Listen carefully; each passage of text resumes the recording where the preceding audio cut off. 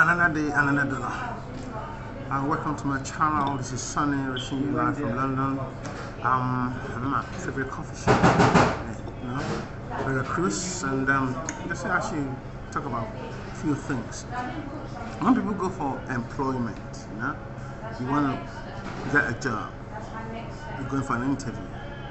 The way you present yourself actually counts, because the first few minutes that you spend with the interviewer will tell if they really want you in that organization or not. The way you present yourself, your dressing, the way you conduct yourself, the way you answer questions, all those tools are really very, very important in making you employable.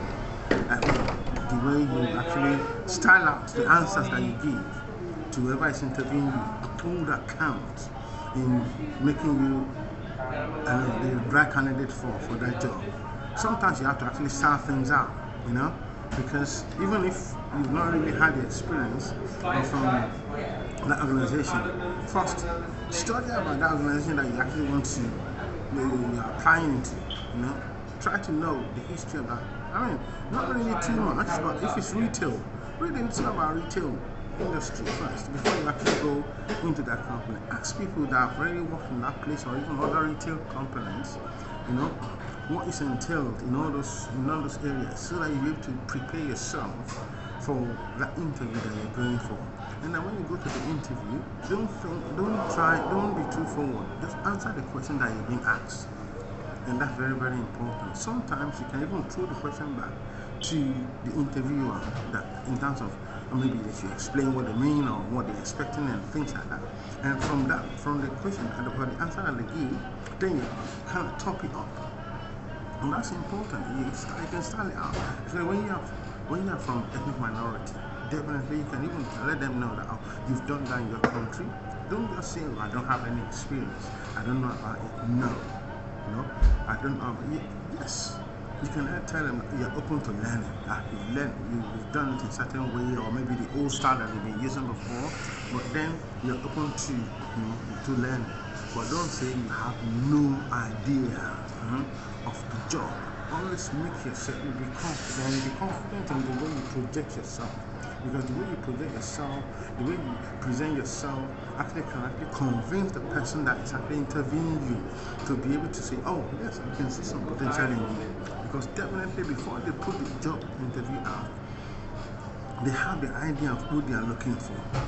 They're not looking for experts, but they're looking for people that are teachable, that are willing to learn, people that are ready, to adapt themselves, because there are a lot of transferable skills. Don't think any skill that you have is irrelevant. Even if you're looking for a job in a bank or something like that, for you to, or maybe in a big organization or in a retail company, the fact that you are a family man or family woman, that shows that you're able to coordinate and manage your home. That skill itself is transferable. You can transfer it to that organization. Because if you know how to manage conflict at home, then you'll be able to know how to manage conflict in that big organization. So no skill is in vain. Don't think that job that you've been doing before is not relevant to the job that you're going to apply for. So every skill that you have is actually needed. It's not just about studying, because when you go to study and stuff like that, it's a different ball game in the classroom, but it's a different ball game in the working environment. Yes, what we call work ethics, and that work ethics you can really learn in the working environment. And those skills that you've learned in one job, even if it's cleaning job, you've been doing cleaning job before, you've been washing the toilets, you've been doing care job. Don't think those skills are not relevant to retail industry. That's the point. So you have to look at the skill that you have. These skills can be transferred to another organization. So present every skill that you have in a way that will be convincing. You have to stand convincing. Don't doubt yourself. And nobody knows your own script. Just like you're going for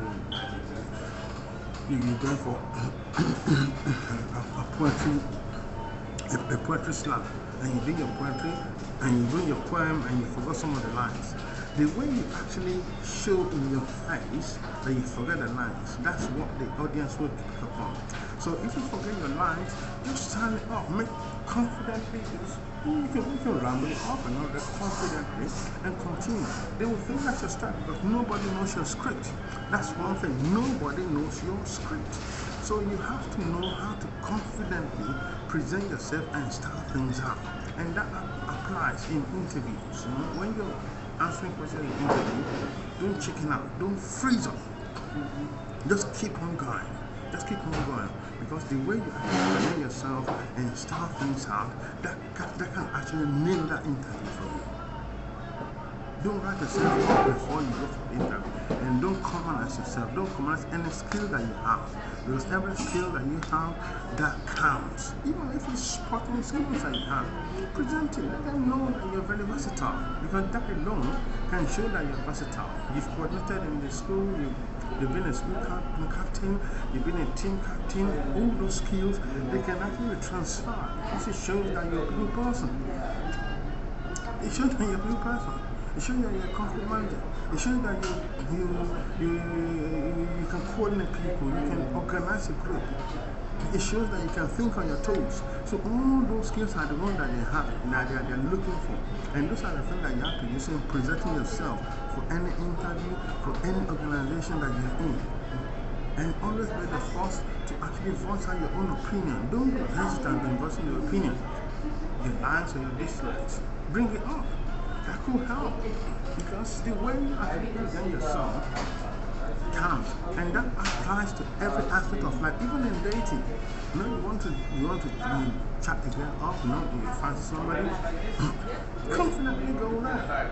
One, the thing is, in dating, you don't expect to hear yes, no, the people that you have to talk to. Sometimes you can get no.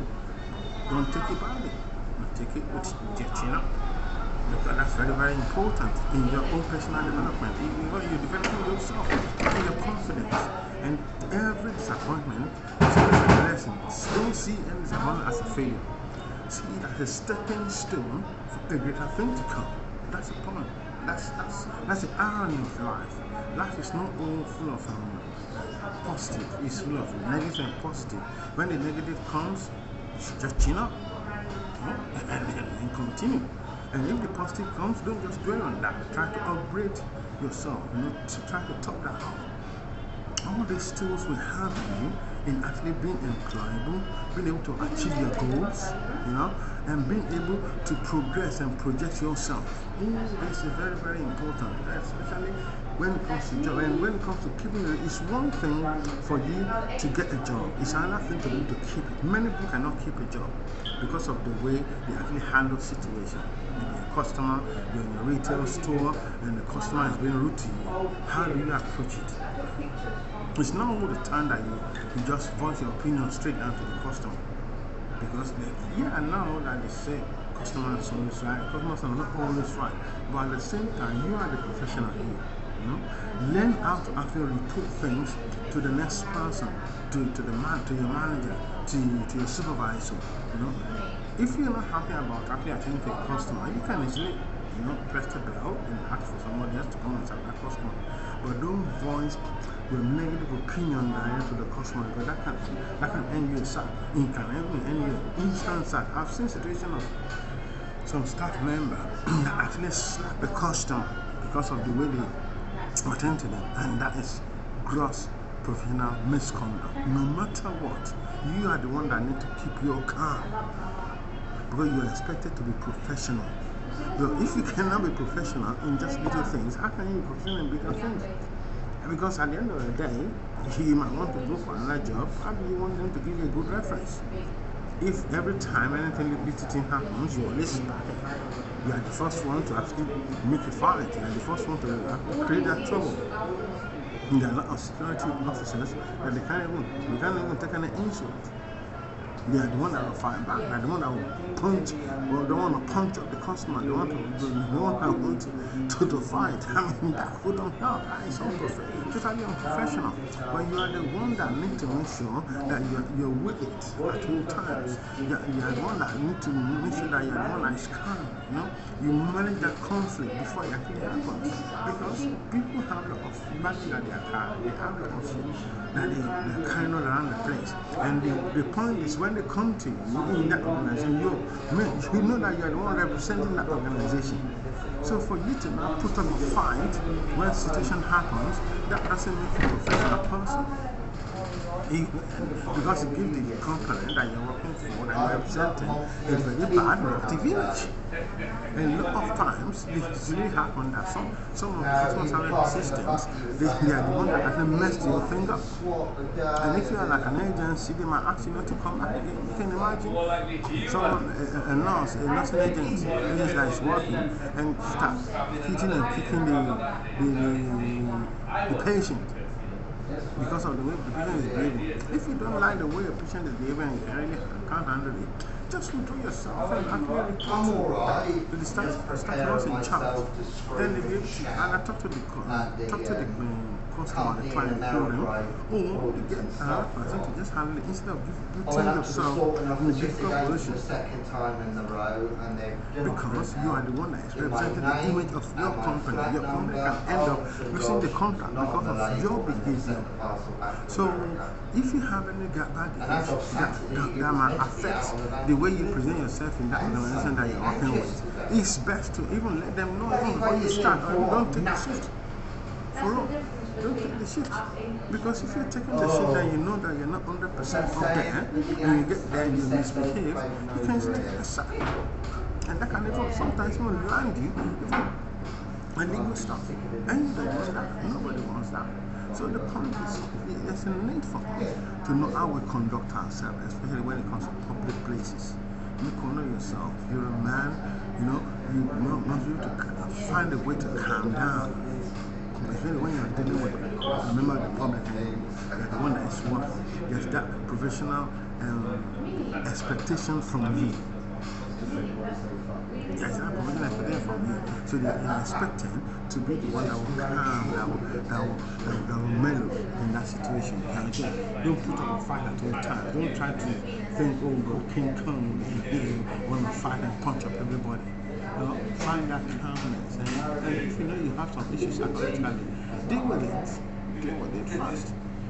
So that you're able to keep a job. Many people cannot really keep a simple job, Any little thing like that, they spark. Every little thing like that, they spark. They're the one that will be too loud at work, they're the one that are making trouble with everybody, they're the one that not easily get on with everybody, they're the one that will not even agree with simple rules. Some cannot even follow simple rules. You just want to do their own thing. The point is they're paying your wages. They're paying your wages.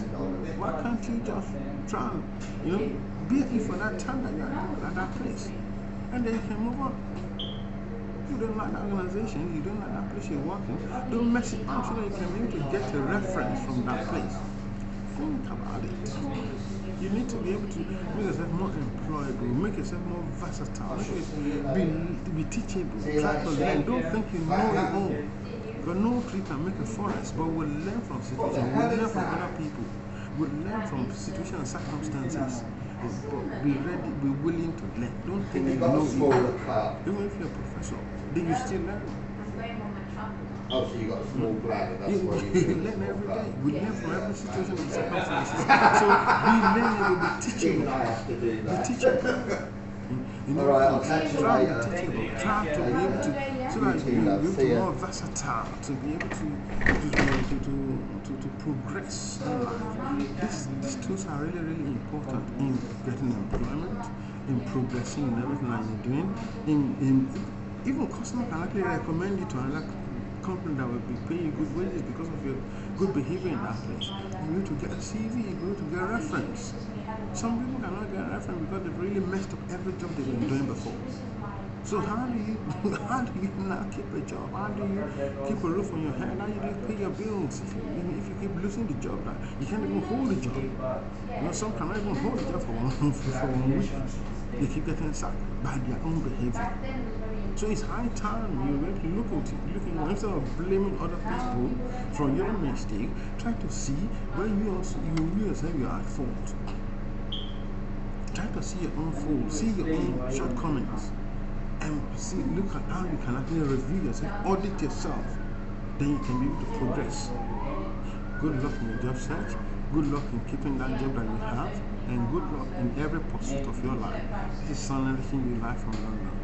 Please subscribe to my channel, leave your comments and your likes, any aspect that you want us to actually deal with, and if what is being talked about really affects you in any form of shape, please leave that comment. We'll see how we can advise you.